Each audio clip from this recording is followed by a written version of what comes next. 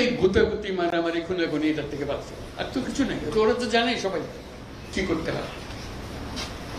কাজে অন্যরা কি মনে করলো সেটা দুঃখ পাচ্ছে। এটা বড় কথা হলো, বড় কথা হলো যে আমরা নিজেদেরকে কি আমাদের স্বপ্নটাকে, আমাদের স্বপ্ন আমরা বাস্তবায়ন করব, এবং আমাদের স্বপ্ন বাস্তব, আমাদের যে স্বপ্ন, আমাদের যে ক্ষমতা, এটা যদি আমরা করি, পৃথিবীর মানুষ এমনি ভাবা, পৃথিবীর বহু দেশে তো যাই, দেখি এর চাইতে ঘনিষ্ঠ একটা জাতি, পরিবারভুক্ত জাতি খুব কম দেশে আছে। আমরা ভাগ্যবান জাতি হিসেবে।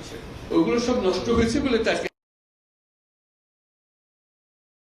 দুঃখের মধ্যে।